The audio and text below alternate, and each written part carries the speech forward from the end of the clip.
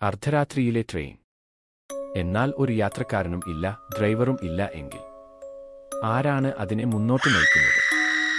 ഞാൻ പറയാൻ പോകുന്ന കഥ യുക്തിക്ക് അതീതമാണ്. 2019 ഒരു രാത്രി. സ്ഥലം കാനറയിലെ തുരുമ്പിച്ച പാളങ്ങൾ. ആ ട്രെയിനിൽ കയറിയവർ ഇന്നും ഭയപ്പെടുന്നു. നിങ്ങൾ വിശ്വസിക്കുമോ? ശരി, നമുക്ക് ആ യാത്രയിലേക്ക് പോകാം. നമ്മളിൽ പലർക്കും ഒരു രഹസ്യഭയമുണ്ട്: ഒറ്റപ്പെടൽ. ആളൊഴിഞ്ഞ റോഡ്, സ്വന്തം പ്രതിധ്വനി മാത്രം കേൾക്കുന്ന ഇടനാഴികൾ. എന്നാൽ ഏറ്റവും വലിയ ഭയം എവിടെയാണെന്നറിയോ? ഒരിടവുമില്ലാത്ത ട്രെയിനിനുള്ളിൽ ലക്ഷ്യമില്ലാതെ ഓടിക്കൊണ്ടിരിക്കുമ്പോൾ. 2019 ജൂലൈ 17. ബംഗളൂരുവിലെ ഒരു സോഫ്റ്റ്വെയർ എഞ്ചിനീയർ ശരത്. ജോലി കഴിഞ്ഞ് വൈകിയുള്ള വീട്ടുയാത്ര. എന്നാൽ അവൻ തെറ്റിദ്ധരിച്ചു കയറിയത് സ്റ്റേഷനിലേക്കല്ല, സമയത്തിലേക്ക്. ടിക്കറ്റില്ല, എതിരെ ഒരു മുഖവുമില്ല. ട്രെയിൻ സ്ലോവായി നീങ്ങുന്നു. അകത്തെ ലൈറ്റുകൾ നിറം മാറുന്നു: വെള്ള, നീല, ചുവപ്പ്. ശരദിന് മനസ്സിലായി, ഇത് സാധാരണ ട്രെയിനല്ല. ശരത് എഴുന്നേറ്റു.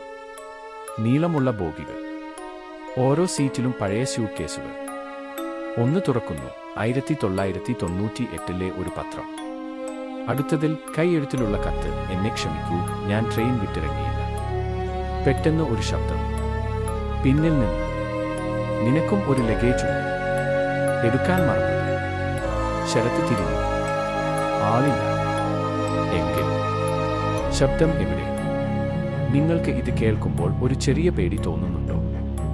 കാരണം ഓരോ മനുഷ്യനും തന്റെ ഏറ്റവും വലിയ പാപം എവിടെയെങ്കിലും മറച്ചുവെച്ചിട്ടുണ്ട്. ഈ ട്രെയിൻ ആ മറവുകളുടെ ശേഖരമായിരുന്നു. ശരത് ഓടാൻ തുടങ്ങി. വാതിലുകൾ തുറക്കാൻ വിസമ്മതിച്ചു.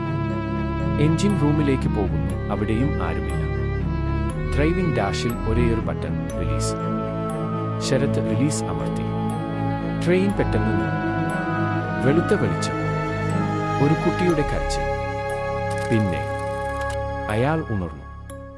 സമയം രാവിലെ 5:32. തീയതി ജൂലൈ 17, 2019. ശരത് ആ രാത്രി മരണത്തിന്റെ വക്കിൽ ആയിരുന്നു. ഹൃദയസ്തംഭനം. ആ ട്രെയിൻ അവന്റെ അബോധത്തിന്റെ പ്രതീകമായിരുന്നു, ഒഴിഞ്ഞതും പേടിപ്പെടുത്തുന്നതും, പക്ഷേ മുന്നോട്ട് പോകാൻ നിർബന്ധിതവും. നമ്മളിൽ പലരും ഒഴിഞ്ഞ ട്രെയിനുകളിലാണ് യാത്ര ചെയ്യുന്നത്. മറ്റുള്ളവർ നമ്മെ കാണുന്നില്ല എന്ന തോന്നൽ. ലക്ഷ്യം നഷ്ടപ്പെട്ട ജീവിതങ്ങൾ.